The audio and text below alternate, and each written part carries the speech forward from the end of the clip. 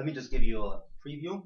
So I guess we can go back into this class. Like I said, it's a continuation. It's class number 8, but it's also standalone.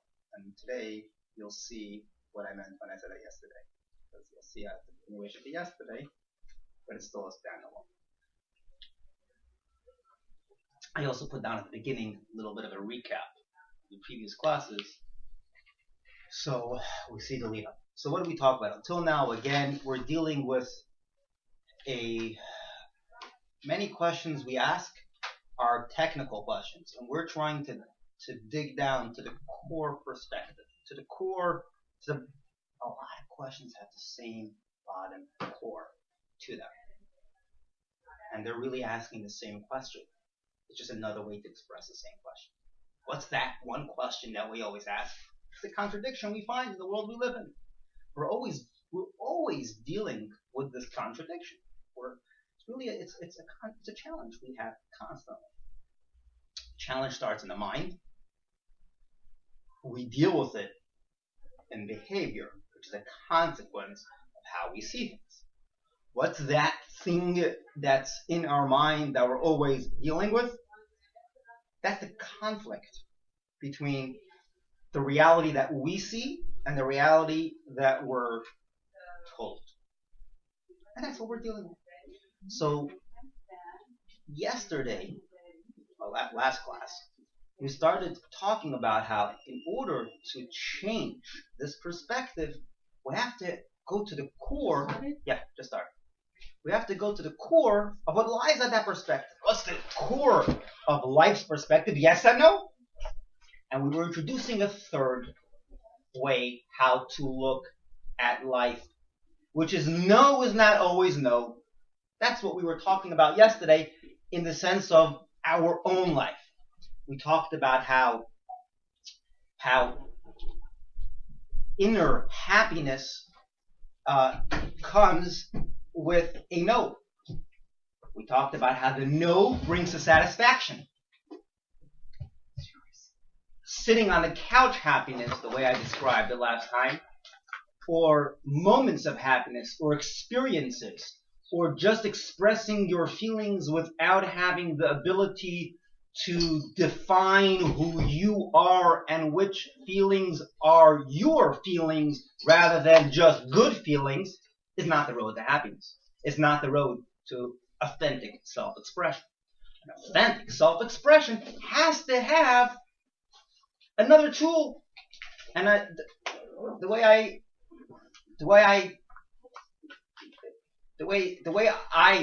express it, if you wish, is one is coming out, self-expression, letting out, allowing myself to just be, and the other one is holding back. The other one is being able to say no, holding back. Most people view these two tools and they say, hey, which one is the self-expression? Being able to let go. That's me. We are slowly learning, no, that's not true. It's actually self-destruction to just let go. You have to learn how to hold back, not because you're cruel, and not because you're squashing your feelings, but because you're defining who you are and finding those feelings that authentically express you. And that's what we talked about yesterday. Today, we're going to talk about not only does this apply, and I believe this question was, I think you asked that question, not only does this apply to me dealing with myself, it also applies in relationships. Me dealing with others. And that's why I put the title, Not Every No is a Rejection. Not every no is a rejection. So, Rabbi, are you talking about self-control? In the first class, I don't like the word control. I would use the word really self-expression, because a proper self-expression has to have the self in it. And self is not a self of someone else, so it can't be the same as someone else, so I have to define it. If I have to define it, I have to be able to say no to other types of expressions. Say, no, that's not my type. This is my type. So it's not control as in someone else outside of you is controlling you. It's control as being in control of yourself. So in that sense, yes. So it could also be, instead of starting with some kind of feeling that you're going to express or feel and controlling it, initially starting with a good feeling that you don't even need to control. So it's starting with a good feeling. Well, it will start with a good feeling. And the definition of a good feeling is that you don't want to control. It's good. It feels good. It's just flowing. It's good. It's great. But then you'll recognize, hey, eating chocolate a whole day is not going to work. Special moments you eat chocolate, and that's when it works. There's quality. A quality moment has a definition. Has it belongs. And if you can't find a way to make it belong, and you're just simply allowing it just to flowing, it's going, then you don't belong. And if you don't belong, you won't feel good. So initially you start off feeling good, and you feel like you don't belong. And you're like, it doesn't even feel good. So you want to feel good, you need to belong. You need to own. You need to own something for something to be yours. The example I give is a renter and an owner. They're both in the same home. They enjoy the same home. They can use the same square footage. But one owns and one doesn't. And there's a difference in how you live in a place that you own. It's a different quality of living. So they're both saying yes. And they're both saying it's good. But one of them wants to move away. It's not I want to go on vacation. It's my home. I like it. I belong here. In order to say you belong, it takes a while for a renter to become an owner. I'm not sure if that's I'll live there, but I'm not sure if I'm going to own that home. Why? I thought you had a good time living there. Yeah, but I didn't own it. To own a home, that's not my kind of home. So it's not that you belong to it, it belongs to you.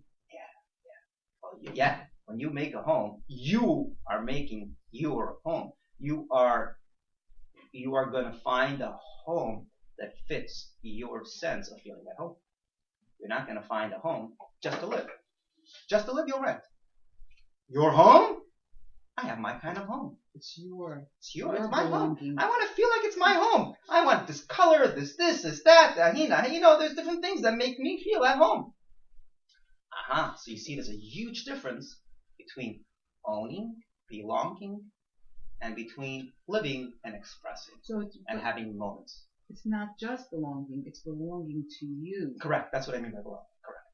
Well, this example, you're trying to give this example as something that we experience personally. I didn't follow. What is it in us that we can have that difference of feeling between renting and not renting in a home? So you're asking how does this apply to us in the sense of expressing our feelings that makes us feel that belonging, that home? Yeah. And the answer is the ability for me to say, that's nice, but it's not my type of niceness. I have to be able to say no. I have to be able to turn around to a good feeling that someone else tells me, that's a great thing. But you know what? That's your kind of home, but that's not mine. Right. If I can't say that, I'll never find my home. That's why I'm saying the no is the ultimate tool of self-expression that leads to owning something, to being. It brings out everything that's not yours. Yeah. And you know what I would like to give the example I give is like, not an onion as in bitter, but an onion as in like, there's a lot of layers. We have a lot of layers. And we have to peel through different layers to finally find ourselves. And the way to peel is to literally peel. Yeah. So you have to be able to peel. In order to peel, it's difficult because you're peeling. You feel like you're losing. But you're properly expressing yourself. You're finding where you belong. And that's been the theme the past 2 classes. And today I want to focus not only within yourself, but also within a relationship. It's the same thing. It's simply changing the definition of no wherever you may find it. Very simple example. A person is dating, and you're wondering, one of them, both of them are probably wondering, is this just a nice time, or is it serious?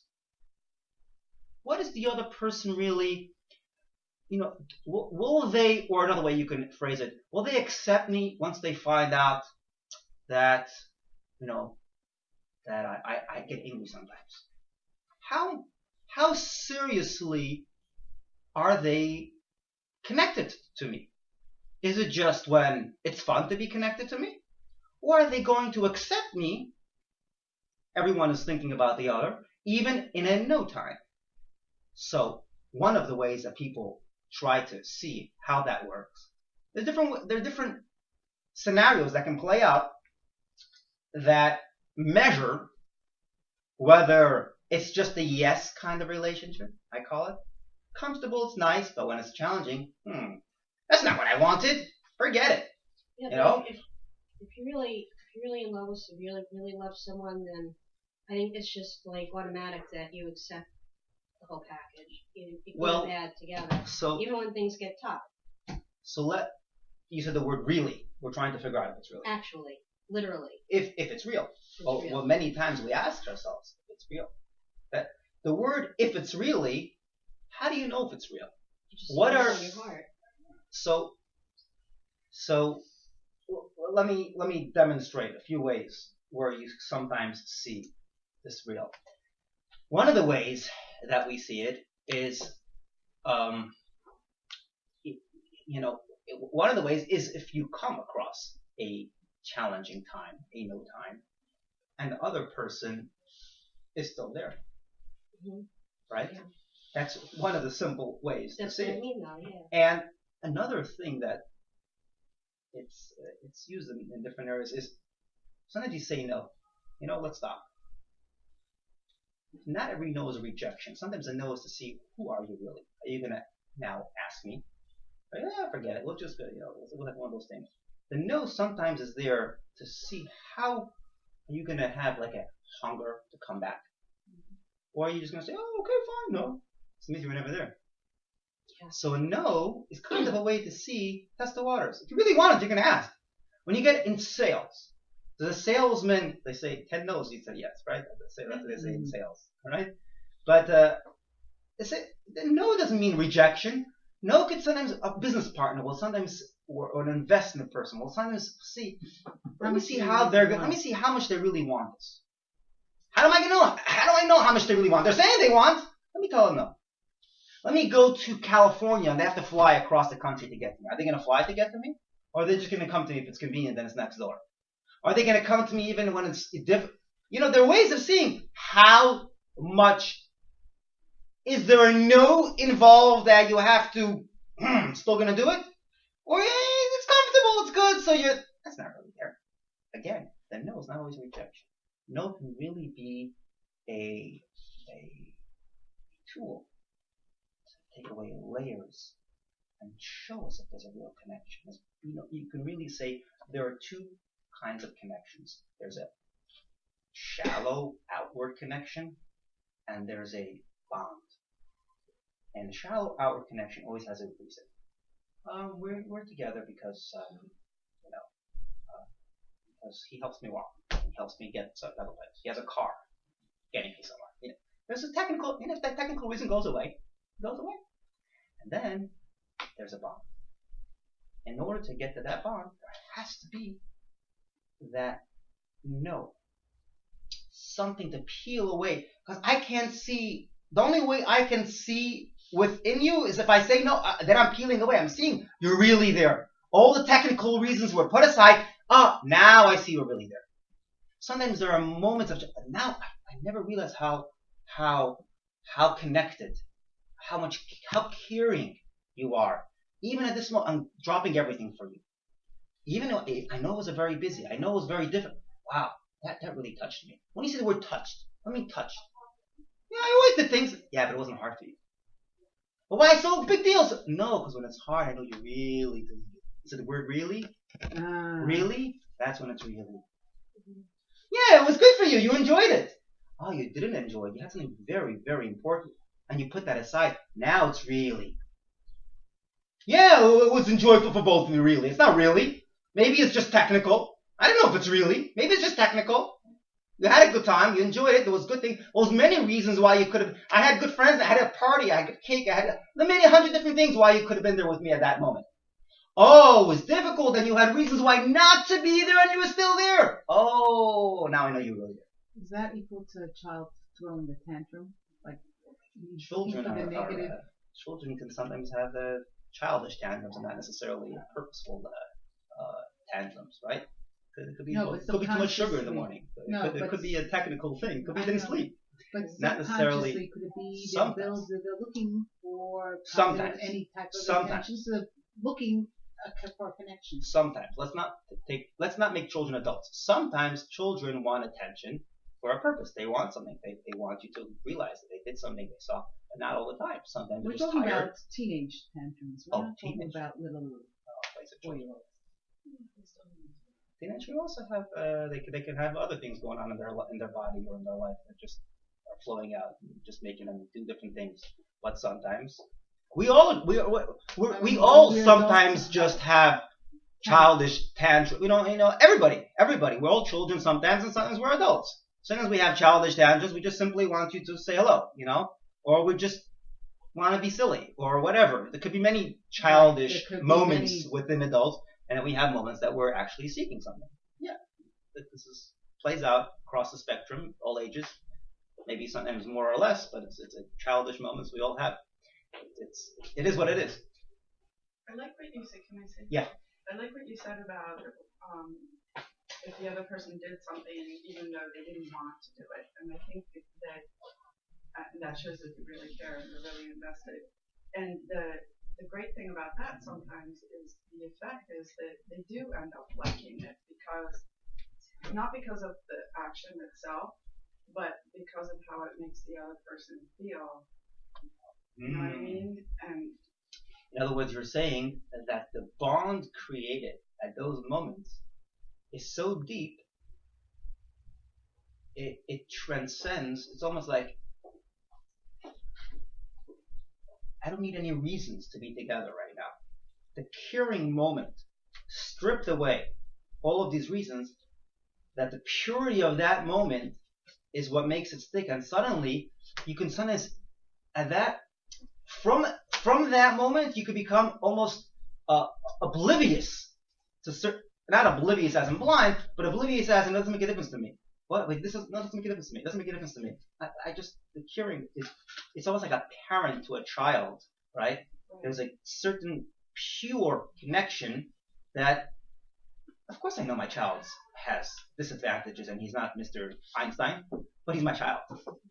So for me, he's Einstein.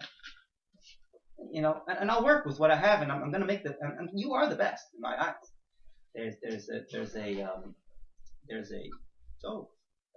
was two brothers. There was a rich brother who had no children, and there was a not so rich brother who had a lot of children.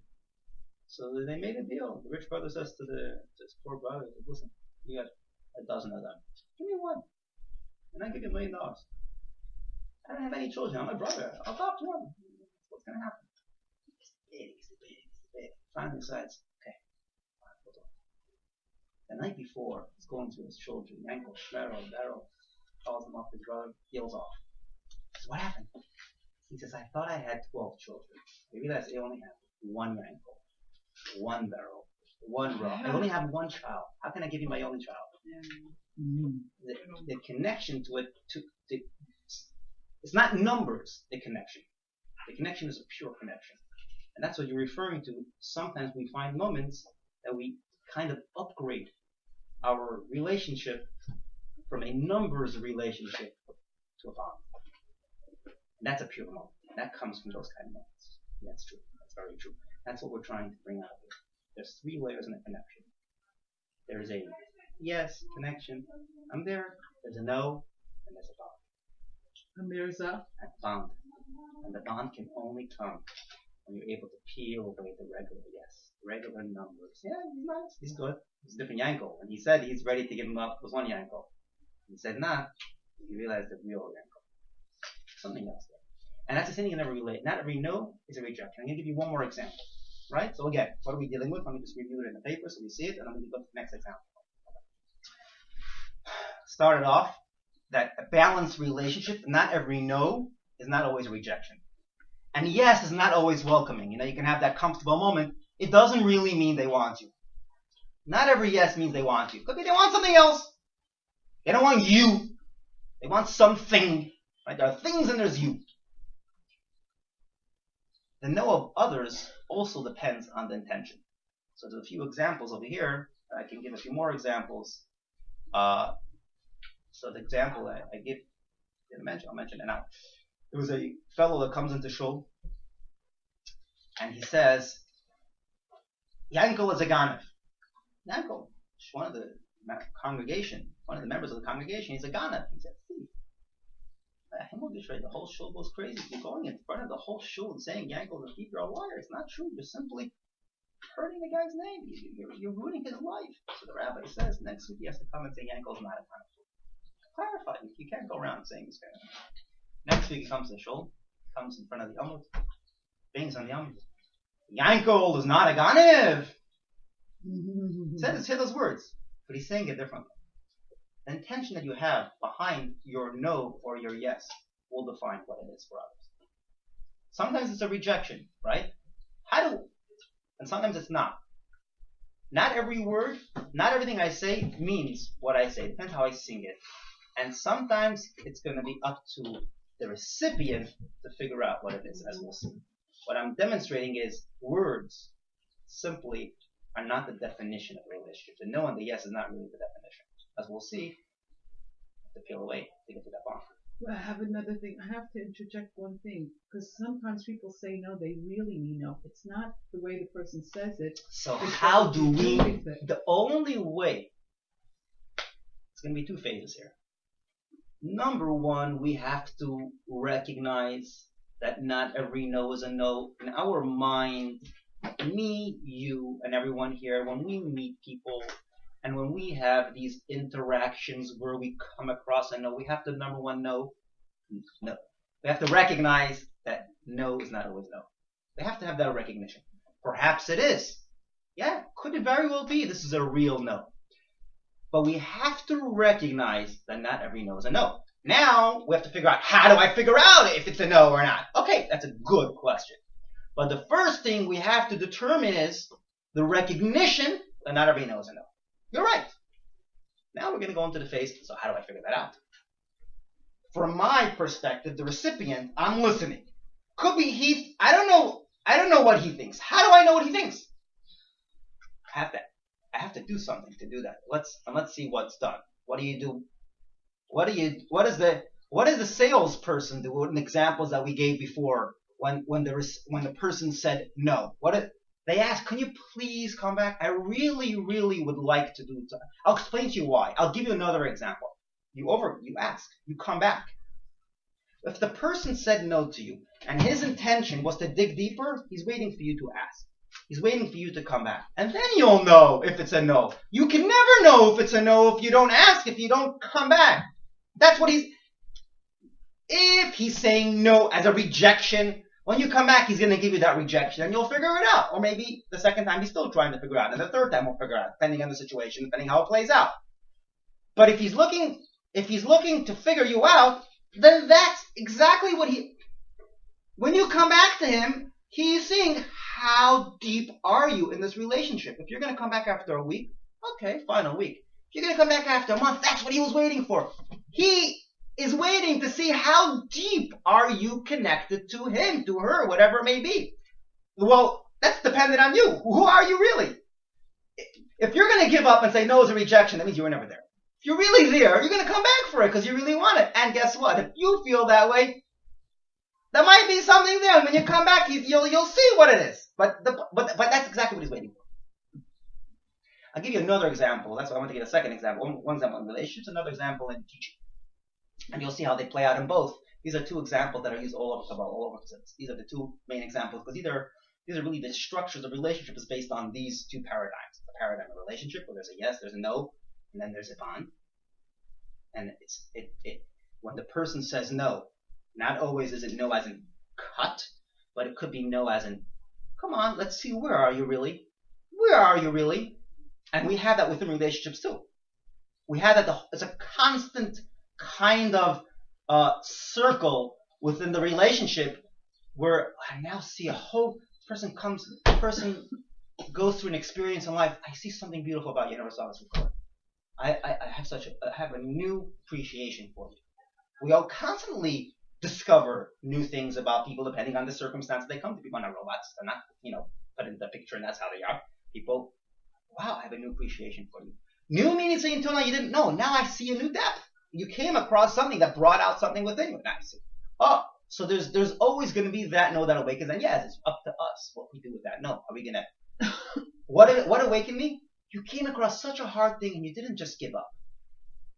I see that you have that. Oh, so it depends on you how you look at the no. You're right.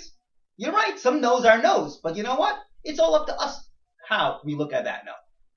And the person in front of us, if the person in front of us is just a cruel person just, looking to torture you, fine. So you'll figure that out and you'll leave and you'll know that's it. It's a real no. But if it's a normal person, then there's then it's going to evolve. Let me give you another example. What I'm trying to say here is that with the no experience. I like what you just said. Yeah. Yeah, it just sounded like a situation I was involved in. Okay. Or sometimes someone's rejection is your protection. So the no, you have to figure out that no in life. So let me give you another example. Another person is really what that no is. A yes for something else. Let me give you one more example, because the other example is going to have advantages to it. The teacher example that'll help clarify what it takes to dig into a no and figure out what it is, right? Which is what we're dealing with. So let me give you another example, and then we'll get back to how we dig to a no. Another example: student-teacher, which is the basic what I talked about. So a teacher is teaching a student. The teacher gives a test. Student says, give me the answers.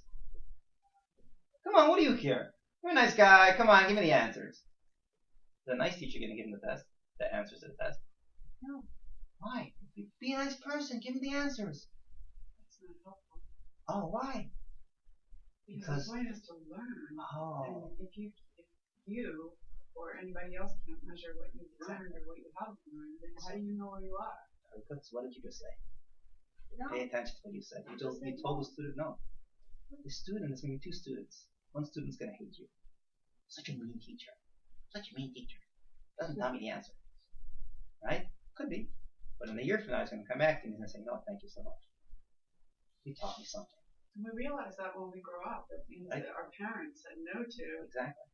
We didn't have the ability to understand why, and now we understand. Now we do. So the no of the student, right? Now that's a simplistic no. There's a deeper no in the teacher. The teacher's giving over information to the students. Let's go through some phases. And the teacher's thinking, I want the students to really take this. The same way if I give them an answer on a test, if they're not going to get it, they have to really come to it on their own. If I'm going to shower them with information right now, I'm not really going to get it. I have to stop and say, what can I really give them now? What can I give them in a quarter of a year from now? A lesson plan. I'm not going to give them in a half a year from now. How can I split this up in a way I'm going to withhold information? No, but I'm going to be such a mean person withholding information. No, I'm not mean. I'm helping them because I want them to eat it. And I have to really, give them a bite-sized portion right now. So on one hand, he's saying no. In Hebrew, it's called tzimtzum. Tzimtzum of the Rab, of their teeth. In his head, he has to go through a tzimtzum. He has to hold back information. And a good teacher is someone who knows the components of information that should not be expressed now, should be held back, but because he wants them to get it, he's kind of gearing them from what he's giving now that it should lead to what he's going to give them afterwards. So although right now he's giving them part 1, he recognizes this leads to part 2 because this will build and they'll be able to get part 2. And then you get to part 2. So again, you have the no in the teacher's head. Then you have a third phase. The teacher looks at the students and says, I just can't give it to them. They're not going to get it. I'll give you an example. I gave this example once before. The students are children, and you have to introduce them to math. They 1 + 1 logic, but then if you can touch it, water, it's there. If you can drink something, it's there. Maybe if you smell it, then they'll agree that something is there, maybe, at that age. But the logic to say because it makes sense, it's there, you're from cuckoo land. You know, that doesn't make sense. The children will look at you like you're crazy. So how does a teacher introduce logic to students that are in the world of touch and feel? So I have an example of this. The teacher comes into the classroom and has students, and he's teaching them. No, 1 + 1 is 2. What? So the teacher tells him, I'll tell you how. Remember the apples and oranges that you play with on the floor? Or the toys you play with? Don't you build them? 1 block, 1 block. And you need 2 blocks, and you need 10 blocks within a puzzle. Do you know that you're actually playing with numbers? When you build 2 blocks together, that's the same numbers as logic. So the 2 apples, that's 1 + 1. Take 2 apples. Here, hold them. How many apples do you have? 2. You just did 1 + 1 is 2. Ah, I got it. So the principal comes in the classroom the next day. And the principal says, I hear that you guys were just introduced to logic. 1 + 1 is 2. That's amazing. I'm so happy.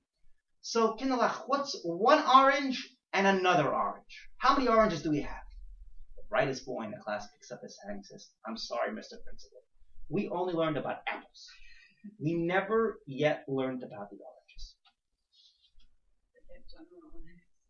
He got caught up in the apple and the orange and forgot that it's only close. It's only meant to introduce you to oranges, apples, pears, the whole world. It's 1 + 1 is 2. The logic is within everything of the world. One child can get it, and one child cannot. But 1 second. What did the teacher do over here? Let's forget about the children for a second. Did the teacher give him 1 + 1 is 2 when he told him about the apples and the oranges? Essentially, what did the teacher do? The teacher realized there's a gap. And this happens many times. This is a concept. Shlomo HaMelech, Solomon, he was praised. What was he praised about? He was praised that he's able to give a mashal. Could you believe Shlomo HaMelech, the Chacham Mikol Adam, what's the big deal giving a mashal? There's a huge Chacham giving a mashal. Shlomo HaMelech, Solomon, the ultimate Chacham, he can give a mashal. Big deal. You know what a mashal is? A mashal is finding there's 2 worlds that don't connect. There's a world of touch and feel, and there's a world of logic. Something which is real exists all over. 1 + 1 is 2. It exists. It's real. And not only is it real, but it exists in the world of touch and feel because it's part of the world. It's part of the fabric of the world. Not always do you recognize that what you're touching and what you're feeling actually has another deeper layer to it, component of 1 + 1 is 2. For the recipients, for the children, they don't recognize it. But as far as the teacher is concerned, he just fed them something. If they're going to take that and they're going to work on it and crack that nut, they'll get to it. It's there. He inserted into that example precisely the logic that he's looking to teach, but he can't speak in terms of logic because they don't understand it. Like you go to a doctor, and they say, so you should just know they have a problem. I'll give you an example of a car. You know, you have a checkup, you have a tune-up. Well, you need to also have a checkup. Oh, now I get it. Okay, so you thought we had a tune-up. I have a car. I know what it means. So that's you're not having a tune-up. He's giving you an example, but it's exactly the same thing in the body. He's giving you a precise example. Because if it's real, it kind of applies in many paradigms. The student has to fix it. So there's 2 components here. Let's go back to the theme here. There is, in every relationship, there's the teacher. Did the teacher invest himself here or is the teacher saying no? Is the teacher here looking to create a bond, a connection to the student? Is the person who's dating looking to really bond, or is he looking to reject? So that's one question you always have to ask as far as the giver, as far as the person saying the no. The teacher teaching, is he withholding, even in the example where it seems like he's just talking stories. Is he really saying stories and saying forget about it, you're never going to get it? Or is he teaching you in the most brilliant way he can, because that is the only option he has dealing with such students?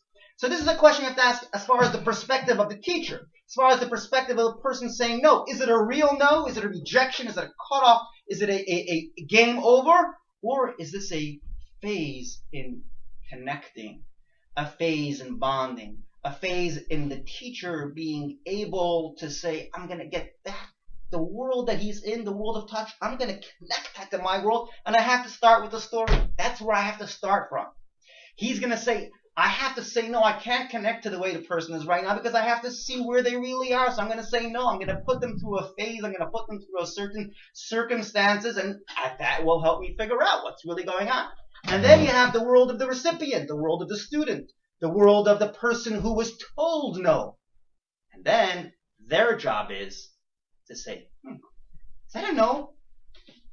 And the only way to figure that out is that they ask questions. They have to ask questions because there's a gap. There's a reason why the teacher withheld information, because there's a gap. In order for you to break a gap means there's a lot of layers that you need to shed in order to connect. Well, start with what they fed you and ask. And a smart student is going to ask. One, apple. Why did he tell me apple? They're going to start asking. And that asking is essentially peeling away those layers, and that's how they connect. The person who was told no, ow, I was told a no, ouch. That ouch is forcing you to think, forcing you to reevaluate. Oh, very good. That's exactly the purpose. So if you're going to reevaluate, who are you? Maybe you're just going to say, you know what, it wasn't meant for me. Okay, so we figured it out. Or you're going to say, no, but I really want. So you're going to come back. You'll know what he meant too. You know what they meant too. The onus is on the student. The onus is on the recipient. How will they take the note? The responsibility. The responsibility of figuring out the situation. The same things with Hashem. Hashem created the world. That's what we're going to get into the next class. Number one, we have to remember there's two perspectives. There's the know of Hashem. When he created nature, he could have created logic in a way that we would never get it. We would never understand him. He could have created, it seems like he's telling us a story. 1 + 1 is apples and oranges. He gave us like a whole situation going on, apples and oranges, right? Seems like he gave us a story and he just cutting himself off and saying, forget about it.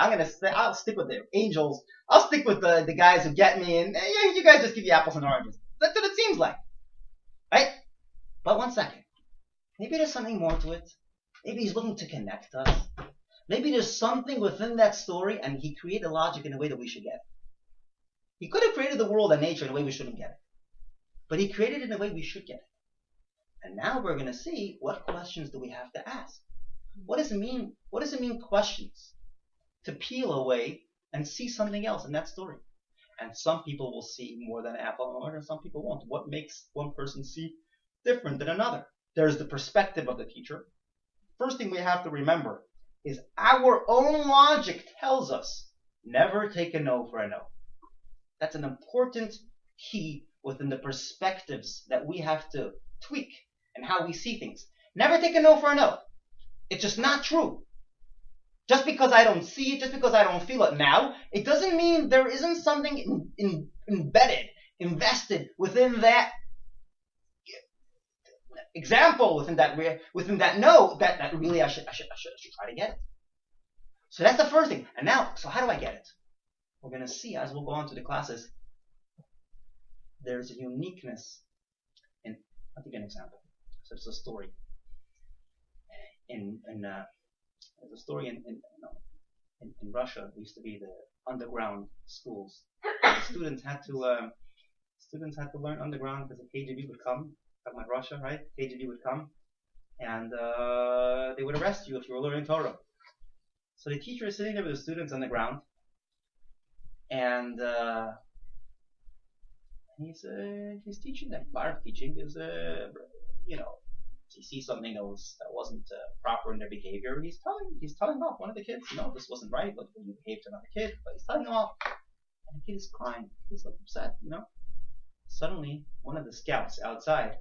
There's scouts outside to see if the KGB is coming. Comes running in. KGB is coming. The KGB is coming. Everybody runs away, and they hide. And things are going to come back. And everybody's so thankful. Thank you for coming. Teacher turns around. Thank you for scouting. Teacher turns around and turns to the students and says, "Look at this. When I was telling you off, you were crying. You were a little bit resentful. And here he's sending you away, and you're all happy. He's destroying your whole setting over here. He's criticizing. He's telling. You realize he's saving your life. I'm also not looking to tell you. I'm looking to save you. I'm looking to help you. I'm not looking to make you cry. I'm not looking to make you feel bad. My criticism is not there to hurt you or bury you. It's there to help you and uplift you. I want you to remember that. And know criticism, life's challenges, are actually God's unique way how to let us unleash deeper parts of ourselves. Now when I say the word challenges, I mean circumstances that we're each led to uniquely in life. And we all find, and we'll go through that as we go on. I don't mean challenges as in tragedies. That's another discussion. Tragedies are something we don't understand, and that's another discussion. That's also meant, what I mean is like two people meet each other. One person says, "Oh, I wish I had your peckle. You have such a nice house, and you have such a this, and I don't have this." Another person turns around and he says, "You know what? Really? This is going on in my life. This is going on. Oh, forget it. I don't want. I'll keep my peckle, and you keep your peckle. Shalom Yisrael. Well, let's keep it that." That's what I mean to say. Each one has their own peckle, individually tailored, because if we do things rightly, the things we come across are really the questions. How we kind of dig through the no and find something else. And that's what we're going to go through. The next level, the next phase of this class is how the student can see something else. And what does a student do? And what does life tell us? What are those areas in life that we come across that can help us see something else in life? So that's what we're up to today. And that's what we're going to do. Any questions? I think this is so that's why I called it not every no is a rejection. Last time was more no within yourself. This time it's no with another person. Next time we're going to get to what I called students. Now we're talking as far as the teacher, right? We're like going to the mind of the teacher. How does a student get there? How do we get there in life? What are those things in life that we do to break that nut, crack that nut? See, I got it. Now we're getting to the meat of the subject. It's like the journey. Well, there's two parts of this whole class. There's one part is just as important. The recognition that not every no is a no. That is just as important, because the fact that we're doubting a no takes away a lot of the severity of the problem. The worst thing is when you think there's no solution. The best thing is when you doubt maybe there's a solution. That's already good. When you look at a no as an absolute no, it's a very big problem because you're blocking yourself out from You feel like in a prison. You feel like you can't I wanted to say I have that experience with sometimes with my husband and my children. So they come and they tell me, I cannot do this. They're gonna say no. I say, did you ask? No, I know it's a no. I know it's a no. They can be. I say you need to ask. You can't assume that it's a no. There's so many times that we just assume it's a no without even daring to take the step to ask the question. That's right. And you're really surprised because there's always what appears to be really a no. There's always a way you didn't know about. You weren't aware of. There's always the small letter that allows you to do this, allows you to do that. That's right. You just need to ask. That's right. Very good. Just need to ask. Very, very good. Very good. It's all over in life. The moment we say absolute, that's the moment we're We close ourselves from we're hurting ourselves. We're hurting ourselves. Yeah. We're just not allowing ourselves to grow, to internalize something new. We're not open. The word open means allowing something new to come in. The word closed, no, is really closed mind. It's self-destructive. It's just self-destructive. And the same thing is in regards to the English, in regards to the world, in regards to nature, in regards to Okay, systems. What makes sense? What doesn't? What? How does this? Okay, fine. But let's take the first thing. Not every no is a no, and that's why we started off and we said the first example we gave up in the beginning was most people look at nature and say it's like God being reserved. I'm not here. Imagine you sit in front of someone whose hands folded like this. What that means? I'm not talking.